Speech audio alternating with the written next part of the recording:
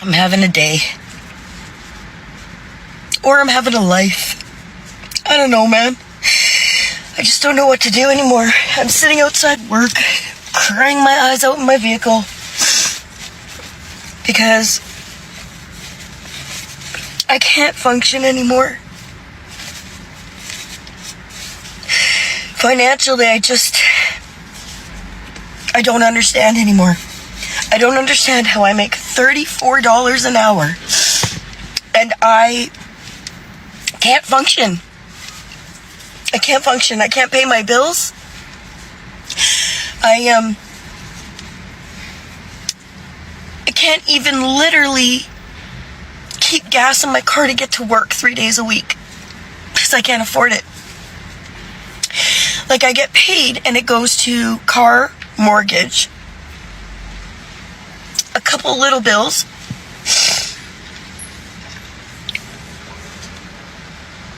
and then maybe $80 in food for the week. And I literally only buy groceries when my daughter's home now. On the weeks that she goes with her dad, which is Monday to Monday, what I've started doing is I buy a loaf of rye bread, and I work really hard to keep that one loaf of rye bread lasting me the whole week, and I eat peanut butter. So I'll eat peanut butter toast whenever I'm hungry. And it's been fine. It's been working just fine. I'm good with that. That's fine. But last week, I guess I was a little extra hungry a couple days, so I had toast in the morning and toast in the evening, which that's not in my budget.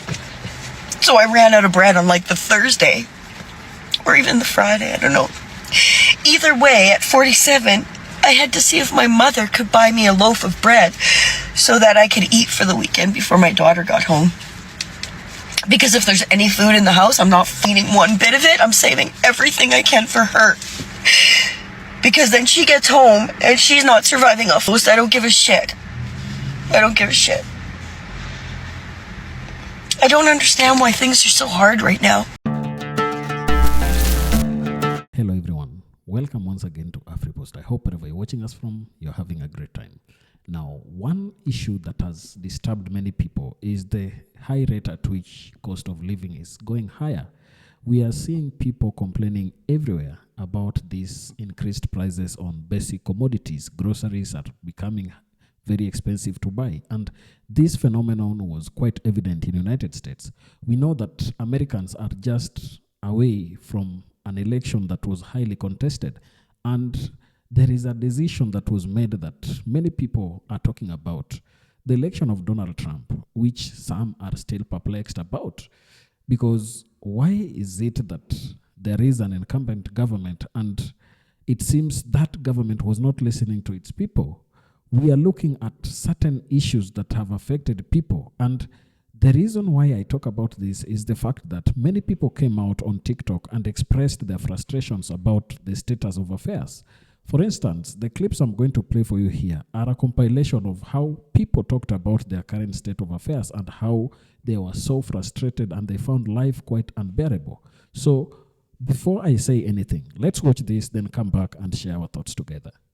Right, I am someone who's worked my arse off from the age of 17, went to university, did a degree, got a job in my field, and I've been working that job in my field for about 5 years now. If you've spent the majority of your life working for somebody else, you should just get a decent life. You shouldn't have to struggle to put food on your table. People should be able to do the basic things such as put their heating on in winter. People actually die because they can't put the heating on in winter and get serious health conditions. Living a decent basic human life to a life of luxury where you have expendable income. And don't get me wrong, I believe the harder you work, you should be rewarded for it. But the problem is a lot of people aren't rewarded for it. They're just kind of taken advantage of. I think I'm hallucinating right now because this can't be real. What I'm seeing can't be real. There is no way. There is no way. Okay, things in this country are just going too far. Inflation is out of control. I can't even afford my rent anymore. They want me to go back into the office, and that's just going to take more time and money away from me. I can't keep doing this. I think we actually need to do something about this. Maybe a strike or something. Hey, guys, guess what? What? Aliens exist. Yeah, we actually have some of them. Pretty cool. Pretty crazy, huh? Yeah. Okay, but what about rent? No, that was supposed to distract you. Okay, excuse the absolute fucking state of me, but this is real life. This country is on its fucking arse. How they are expecting people to be able to afford to live is beyond me right now. So just to give you a little idea, by the way, I know I am not by any means the worst off right now. I am a single parent. And when I say single parent, I mean living on my own with 2 children. I am lucky that I have the other parent who helps provide things for me, which is why I'm saying I know there are people that are in worse off situations. I am trying to keep a home. I am working full time. I'm sorry, I'm getting really emotional about this today. Whew. I am working 40 hours a week to provide for my kids. I get bare minimum help from the government. I am making what I would class as a really fucking good wage. And about 95% of that is getting paid on bills. I have so many fucking bills to pay. And honestly, we're just surviving and like barely fucking surviving. I have rent, I have council tax, I have car payments, I have the cost of the kids. Like, how are people supposed to survive like this? Because every single fucking morning, every day, I'm waking up going, right, what have I got to pay next? What have I got to pay next?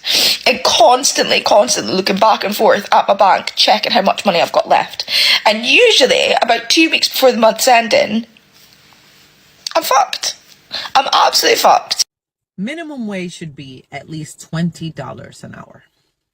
Let's do some basic math.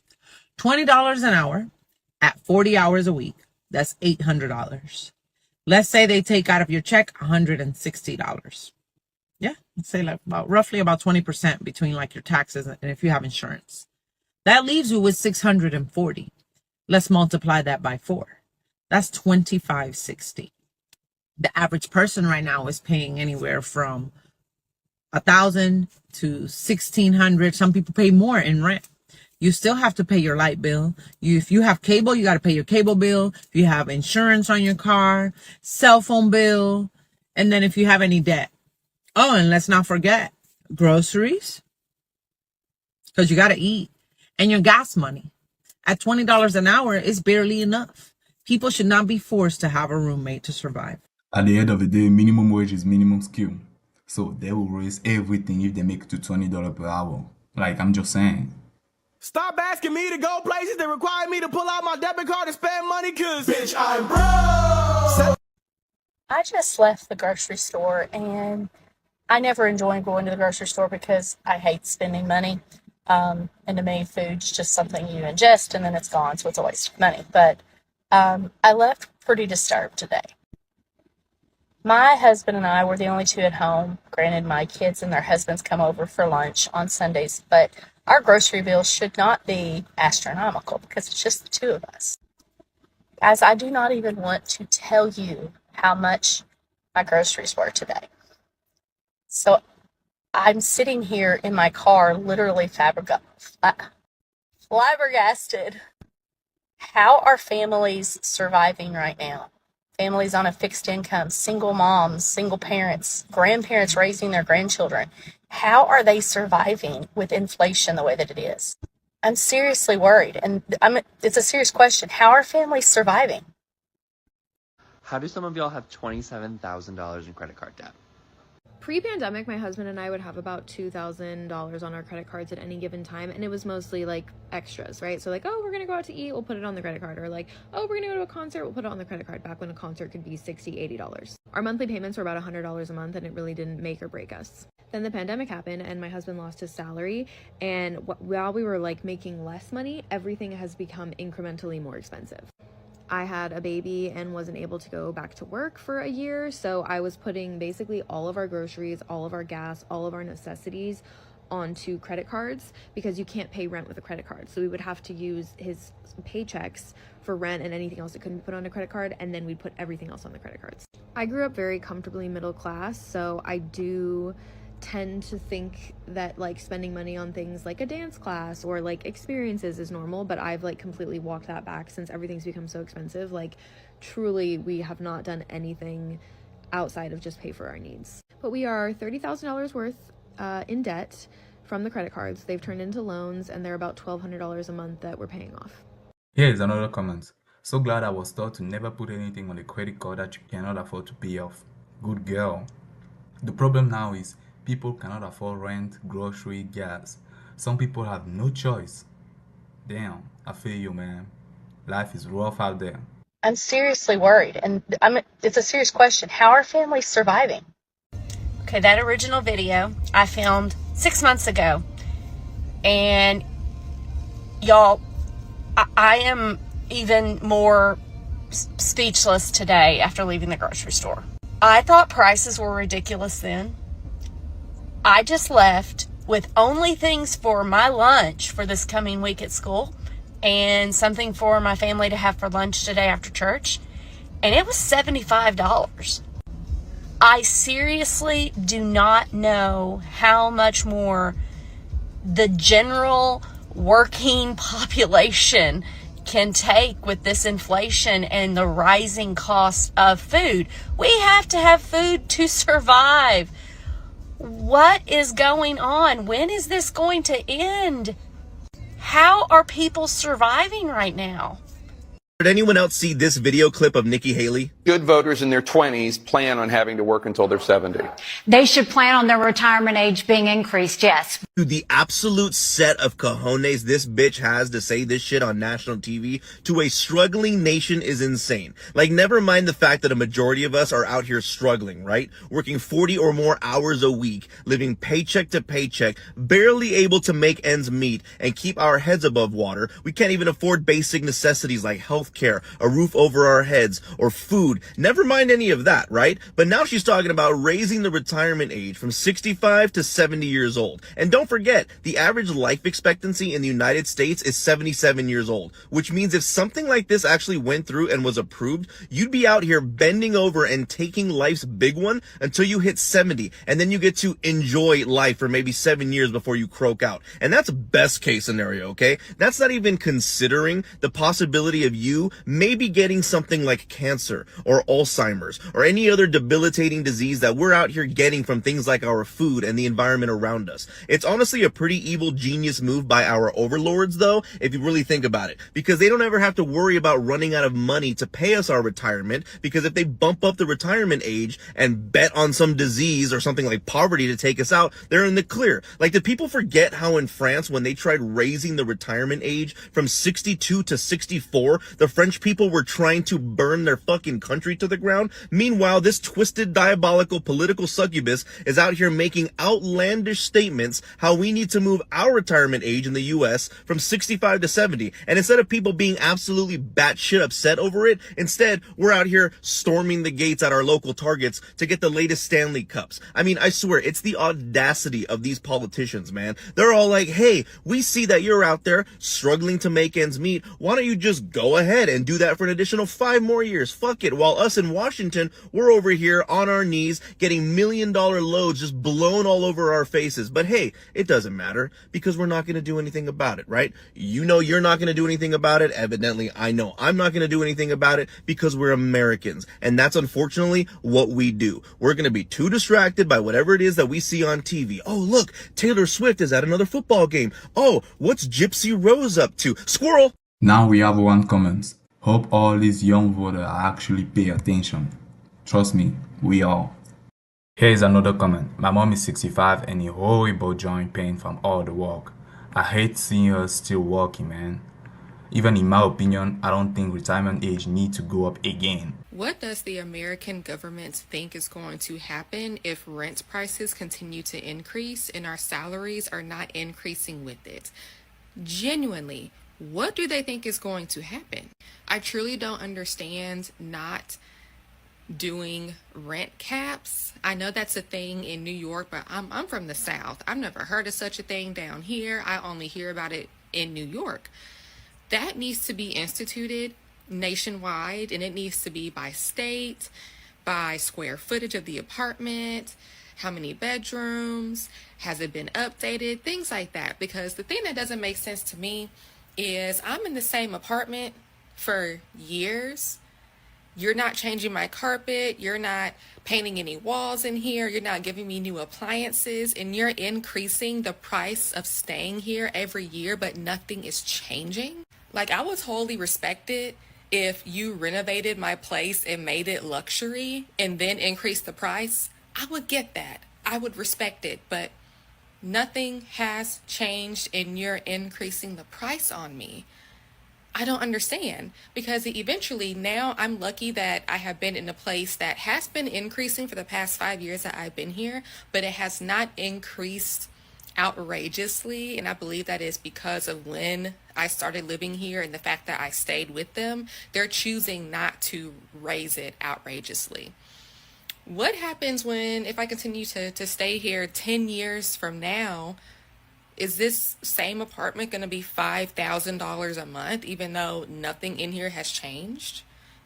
Like, what do people expect to happen? Like, of course, people are going to go out and search for a cheaper place, and they're going to move out of your place. And eventually, if you skyrocket your prices enough, no one is going to live there at all. No one is going to live there because it's not going to be affordable. So what do people think is going to happen when you continue to increase the prices of these things and no one's salary or nothing about the place is changing? Like, it sounds like a rhetorical question, but is there actually a business person, someone out there who knows the logic behind this and knows, like, this is the end goal? What the heck is going on? Here is one comment. They asked for 3 times the rent the first time, but don't ask for income when they raise it.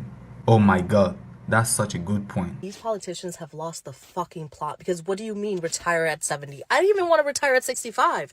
We understand that our life expectancy is like 77. If we retire at 65, we have maybe 10 good years, not even good years, like 10 years of us declining mentally and physically, that we're not working. We're not laboring for someone else. If we can't even retire, our generation won't get Social Security. We don't even have pensions anymore. What is the benefit of working until 70? We can't afford homes. We're all living at home with our fucking parents, not because we want to, but because we have no other choice. And you're telling us, vote for me, I'll make you work until you're 70? You've lost the plot. No, I would rather chew glass than work until I'm 70. It's not happening. What did I immigrate to this country for? What American dream? I did everything right. I went to college. I got a job. I work full fucking time. And my salary is decent. I should be able to live decently with my salary without having 3 fucking side gigs. Oh my god, no, y'all have lost the plot. I'm not working till 70. Now, from those teachers, you are able to really get the clear picture of the status of economy in United States. And I think it really informed the outcome of elections that we had on Tuesday. We are seeing people expressing their frustrations of how cost of living has skyrocketed, and the government seemed not to be really listening. If you looked at the job numbers that were being shown, the last job numbers that came out, we found out that in the last month before election, there was only an addition of like 12,000 jobs that were added in the whole month. So it is a dire situation that I think the incoming president, President Trump, must really look into and get to have a better grip of the situation. The current economic state of America following Donald Trump's election as the 47th president reflects ongoing struggles for the middle class, primarily due to inflation, housing costs, and stagnant wage growth. Despite overall gains in employment and economic expansion since the pandemic, the middle class continues to experience disproportionate impacts from rising living costs. The cost of living has surged, driven by housing expenses, which now consumes over 33% of the average household budget. Between early 2023 and 2024, housing costs increased approximately 5.7%, pushing many middle-income earners to allocate more of their earnings towards basic needs like rent and mortgage payments. Coupled with high energy and food prices, this inflationary environment has squeezed disposable incomes, leading to reduced purchasing power for middle-class families. According to Pew Research Center, the wage gap has further widened as upper-income households' earnings have outpaced those of the middle and lower classes over the past few decades. From 1970 to 2022, the median income of middle-class households grew by 60%, while upper-income households saw a 78% increase, exacerbating the income inequality. This trend has translated into a lower share of total income held by the middle class, which dropped from 62% in 1970 to 43% in 2023. The economic challenges at the middle class, including diminished savings, have influenced political dynamics. Trump's recent victory was shaped by economic concerns as he positioned himself as a champion of pro-business policies and tax reforms. Many voters believe he may mitigate the economic pressures by extending the 2017 Tax Cuts and Jobs Act, potentially preventing tax increases for middle-income earners and promoting job growth through deregulation. However, Trump's proposed protectionist trade policies may also create uncertainty, as past tariffs have had mixed effects on trade and domestic prices. Ultimately, economic hardships shaped voters' behavior, pushing economic security to the forefront of the electoral debate. Trump's re-election reflects middle-class discontent with perceived stagnation under the previous administration and a desire for more assertive economic reform measures. I think this is what everybody is seeing. The people have talked about their situations, and for me, I think, even as an African, while in Africa sometimes we say that life is not that hard because we are people who have farms, we can go to the farms, plant our food and eat them. So sometimes it is not as hard as it is being there, because sometimes you realize that people in the United States, most of them, groceries, you go and buy them. For us here, we have farms. Sometimes we just go to our farms and harvest what we need to have and have our food ready. So I think it is something that is understandable. The government of the day must take into consideration the challenges that people had. And one main reason why I like TikTok is because it gives people an opportunity to really express themselves fully and give an expressions and full emotions of how they are in the current state. And that is why the government must always be ready to really also take into account the information that they receive from such social media platforms to inform their policies and have them make right decisions. These are the only places where we can have one-on-one debates and have the right answer of what is going on. Sometimes you are told that inflation has gone down, but when people look at the money in their pockets, it does not reflect the sentiments being told to them. When people look at the prices of commodities and what they have, their disposable income has been significantly eaten into, and therefore they don't have anything remaining to buy foods, no matter how cheap they could be. So this is a very serious issue that I think the new administration that is coming in will have some time to check and make informed decision on what are their economic policies and economic interventions that they are going to take. Tell me down in the comment section what you think about this. And if you're watching us for the first time, don't forget to subscribe to our channel, like this video, and also share. Thank you, and may the good Lord bless you. Goodbye.